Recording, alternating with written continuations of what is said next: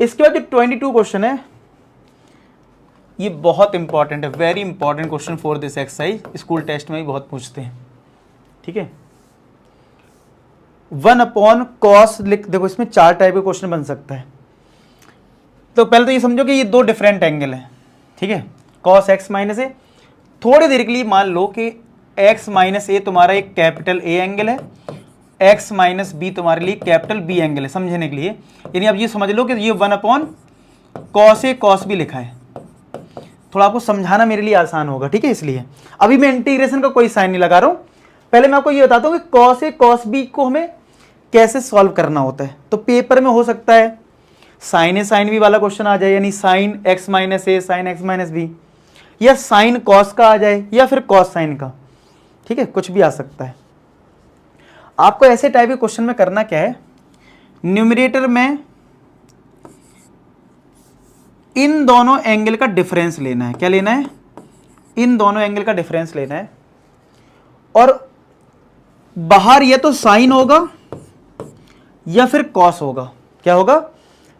Numerator में तुम्हें क्या करना है, एंगल तो a माइनस बी लेना है, नीचे कॉस ए कॉस बी। ठीक है, ऊपर साइन होगा या कॉस होगा, मतलब लिख लो, चलो साइन होगा या दो, इससे ज्यादा कुछ नहीं होगा। एंगल में हमेशा माइनस होगा, ऊपर साइन या कॉस। ठीक है, अब ध्यान समझना, कॉस ए माइनस बी का फॉर्मूला क्या होता है? Cos A cos B. Sir match कर रहा है कॉस ए कॉस बी, ये नहीं है, बस ये सही है। समझा? कितना सिंपल तरीका था। ठीक है, मान लो अगर क्वेश्चन में देना, अगर मान लो यहाँ पे साइन होता है, यहाँ कॉस, यानी 1/sin ए cos b का क्वेश्चन आ जाता। समझना कितना अच्छे तरीके से। तो ऊपर मैंने क्या बताया, अब वो क्या करना है, लिख लिया करो, या तो ये साइन ए माइनस बी बनाना है ऊपर, ठीक है, या फिर क्या हो सकता है cos a माइनस बी, और नीचे तो साइन ए cos b। ठीक है, चलो फॉर्मूला ब्रेक करते हैं। साइन ए माइनस बी का फॉर्मूला क्या होता है? साइन ए cos b। मैच कर रहा है? नहीं होगा, ये लगेगा। जैसे ही मैच करे क्रॉस। ये तुम्हें तरीका बता दिया। 4 टाइप के क्वेश्चंस कवर हो गए तुम्हारे। ठीक है, आया सबको समझ में? तो क्या करना है, वैसे याद कैसे रखना है, बताया कि तुम्हें क्या करना है, अगर ये cos a cos b है तो तुम्हें ये समझना है कि ऊपर साइन a माइनस बी आएगा या cos a माइनस बी। तरीका बता दिया रिजेक्ट करने का। फिलहाल यहाँ पे साइन a माइनस बी बनेगा, नीचे क्या है cos a cos b। ठीक है, और एडजस्ट करने के लिए आपको डिवाइड करना है। तो ये सब समझाने के लिए था, अब इस सबको इरेज कर देता हूँ, वापस अपने क्वेश्चन पे आ जाते हैं, जिसको हमें इंटीग्रेट करना। समझ में आया कि ऊपर क्या लेना है, दोनों एंगल का डिफरेंस और साइन लगाना है। तो हमें अभी इसको करना था इंटीग्रेट। ठीक है, तो क्या होगा, हमें क्या करना पड़ेगा, डिवाइड में तो जो है वैसे ही रहने दो, cos x माइनस ए cos x माइनस बी। अब मैंने आपको लॉजिक क्या सिखाया कि इन दोनों एंगल का डिफरेंस लेना होता है, यानी x माइनस ए x माइनस बी, और बाहर क्या लेना है साइन। तो ये a और माइनस का b, ऐसा है। ठीक है, अब यहाँ पे एक आपको पता है, बचपन से एक चीज सीखी है कि मल्टीप्लाई करेंगे तो डिवाइड भी करेंगे। तो इतना बड़ा टर्म डिवाइड में लिखने की जरूरत नहीं है, इसको थोड़ा सिंप्लीफाई कर लो रफ में।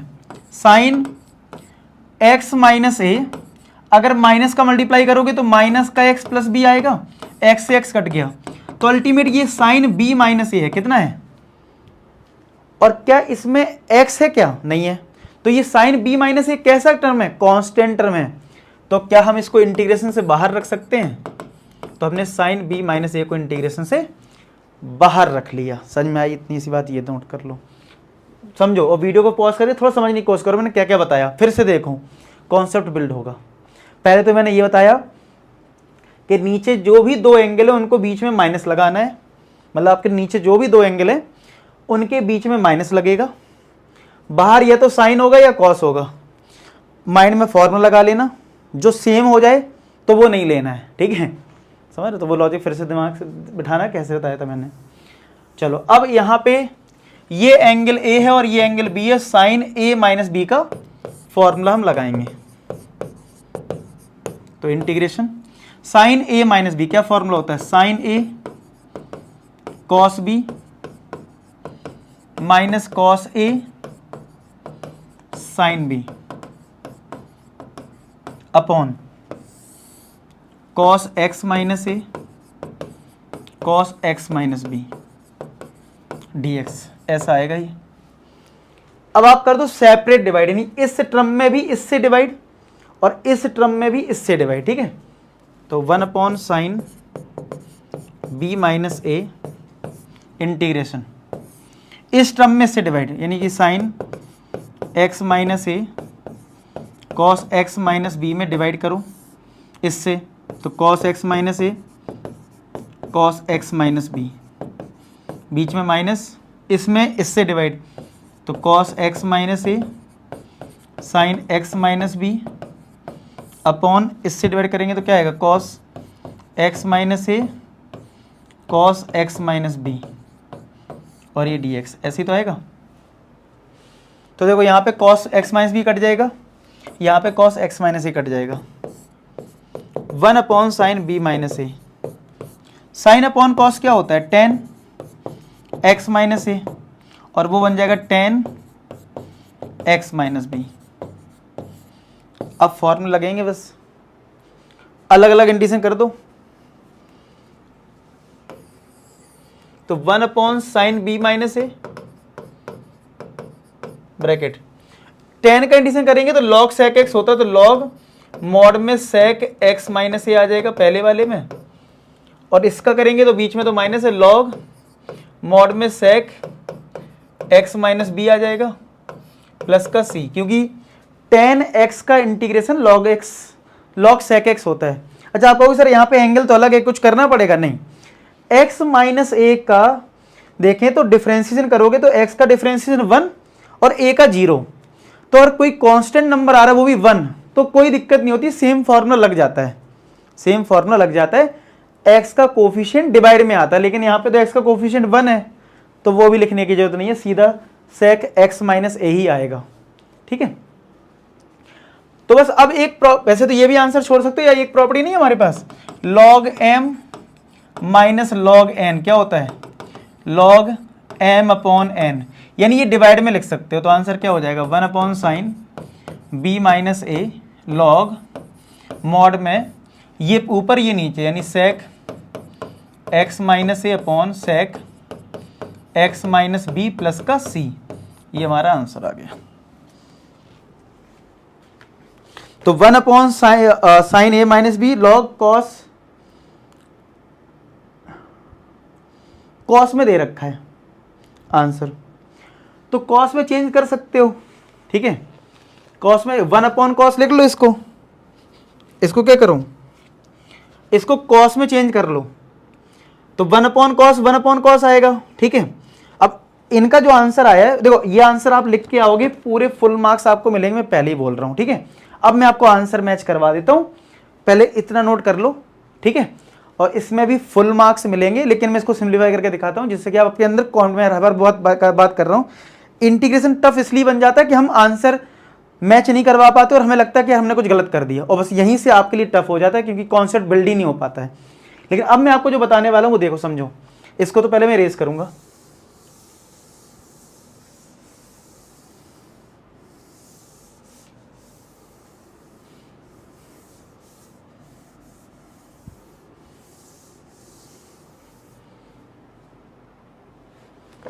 ठीक है। तो देखो इसको कैसे करेंगे, 1 अपॉन, अब देखो मैं आंसर मैच करवा रहा हूं आपको, 1 upon sine B minus A log sec को मैंने लिख दिया 1 अपॉन कॉस, यानी 1 upon cos x minus A, और ये हो जाएगा 1 upon cos x minus B d x, मतलब डी एक्स सॉरी वो छोड़ दो, प्लस का सी, ये ऊपर पहुंचेगा log cos x minus B upon cos x minus A. अब कॉस में तुम्हारा एक आंसर ये भी हो सकता है, लेकिन बुक में आंसर ये वाला भी नहीं है, और आंसर सिंप्लीफाई करना इसलिए भी सीखना है क्योंकि ऑब्जेक्टिव क्वेश्चन अगर आ गया तो आपका अगर ये आंसर आएगा और इसके बाद आपको सिंप्लीफाई करना नहीं आएगा तो दिक्कत हो जाएगी ऑब्जेक्टिव क्वेश्चन में। कल के दिन वो आप में से कुछ बच्चे ऐसे भी होंगे जिनको जेई का पेपर देना है। वैसे आप लोग कमेंट सेक्शन में बताना कि कितने बच्चे जेई की तैयारी कर रहे हैं, ठीक है, बताना, अच्छा क्वेश्चन पूछ लिया। ठीक है, तो ये समझ में आया। तो यहां से आपको इतनी सी बात समझ में आ गई है कि ये चीज़ है और यहाँ पे ये है, लेकिन अभी भी आपका आंसर मैच नहीं कर रहा है। ऊपर आ रहा है cos x माइनस ए और नीचे आ रहा है cos x माइनस बी। अच्छा, और यहाँ पे भी sin a माइनस बी आ रहा है, ठीक है। अच्छा, तो अब क्या करना चाहिए, अगर मुझे इसमें a माइनस बी बनाना है तो माइनस कॉमन लेना पड़ेगा और ये पॉजिटिव हो जाएगा और b हो जाएगा नेगेटिव, ठीक है। log cos x minus A B cos x minus A, mod है ये, मॉड प्लस का c, ठीक है। तो इसको हटा देते हैं।